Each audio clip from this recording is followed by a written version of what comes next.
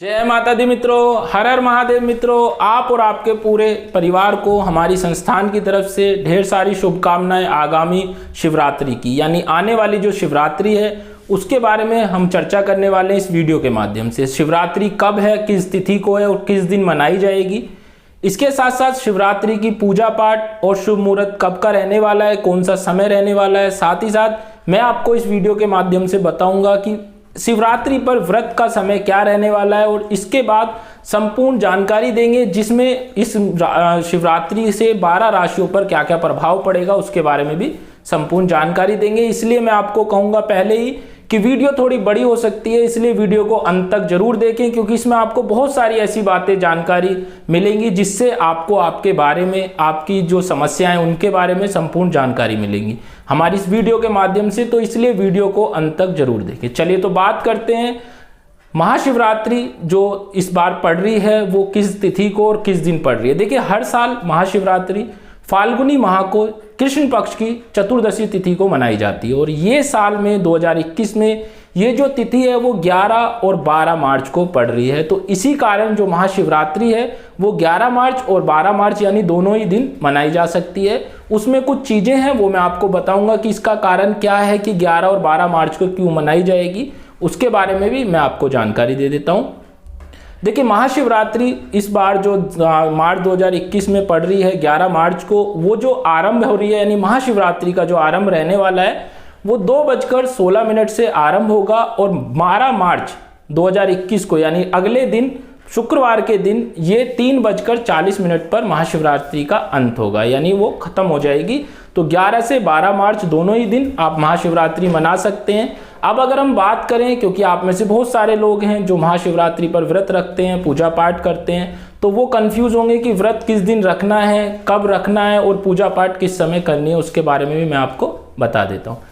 देखिए, महाशिवरात्रि को जो अगर आप लोग व्रत रखते हैं, केवल व्रत रखते हैं पूजा पाठ के साथ साथ, तो आप लोगों को 11 तारीख को ही व्रत रखना होगा क्योंकि महाशिवरात्रि का जो माना जाता है वो रात्रि का समय माना जाता है, तभी उसको महाशिवरात्रि बोला जाता है क्योंकि रात्रि में ही उसकी पूजा पाठ की जाती है।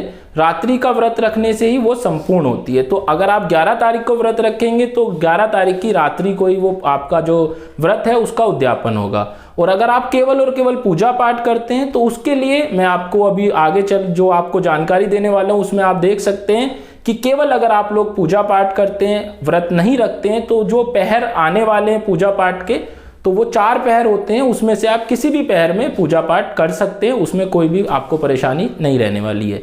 इसके साथ साथ ये जो महाशिवरात्रि है ये 101 साल बाद ऐसा शुभ और पावन मुहूर्त इसका आया है निकलकर कि ये 101 साल बाद पड़ रही है। और साथ ही साथ 101 साल बाद जो ये महाशिवरात्रि आई है तो इसमें 4 महायोग देखने को मिलेंगे। जो 4 महायोग हैं वो इस प्रकार हैं, जैसे सबसे पहला जो महायोग बन रहा है वो बन रहा है लक्ष्मी योग, दूसरा जो महायोग बन रहा है वो बन रहा है शिव योग, तीसरा महायोग जो बन रहा है वो नीच राज भंग योग बन रहा है और चौथा जो महायोग बन रहा है वो आपका बन रहा है बुध आदित्य योग।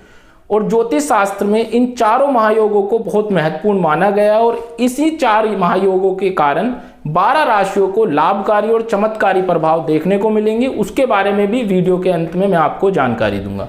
चलिए तो बात करते हैं अब कि पूजा पाठ का जो समय है और शुभ मुहूर्त क्या रहने वाला है, यानी कौन कौन से पहर वो रहने वाले हैं, 4 पहर का समय कौन कौन सा रहने वाला है। तो सबसे पहला जो भगवान शिव की पूजा के लिए जो पहला पहर रहेगा वो 11 मार्च को शाम को 6:27 से आरंभ होगा और 9:20 पर समाप्त हो जाएगा। दूसरा जो पहर रहने वाला है वो रात्रि में 9:29 से आरंभ होगा और 12 तारीख की सुबह में 12:31 पर समाप्त हो जाएगा। तीसरा पहर जो रहेगा वो 12 मार्च को सुबह 12:31 से 3:29 पर समाप्त होगा। चौथा जो पहर आपका रहने वाला है पूजा पाठ के लिए वो 12 मार्च को सुबह में 3:32 से 6:34 का रहने वाला है। ये 4 जो पहर मैंने आपको बताए हैं इनमें आप पूजा पाठ कर सकते हैं और इन पहरों में अगर आप पूजा पाठ करते हैं तो माना जाता है कि अगर चारों पहरों में अगर कोई व्यक्ति भगवान शिव की पूजा पाठ करता है, आराधना करता है, तो भगवान शिव उनसे प्रसन्न होकर उसकी मनोकामना, सभी संकट हर लेते हैं और उसकी सभी मनोकामनाएं संपूर्ण कर देते हैं। तो ये था पूजा पाठ का समय। मैंने आपको बताया किस समय से आप व्रत रख सकते हैं, और अगर आप पूजा पाठ केवल करते हैं तो इन समय में आप पूजा पाठ कर सकते हैं। अब अगर पूजा पाठ की विधि के बारे में मैं आपको जानकारी दे देता हूं, तो पूजा पाठ की विधि जो रहती है उसमें आप भांग, धतूरा, बेल पत्थर और आप मिठाई ला सकते हैं, माला ला सकते हैं और पंच तत्व का एक मिश्रण तैयार कर सकते हैं, और साथ ही साथ आप बेर भी इसमें ऐड कर सकते हैं, यानी बेर भी ला सकते हैं।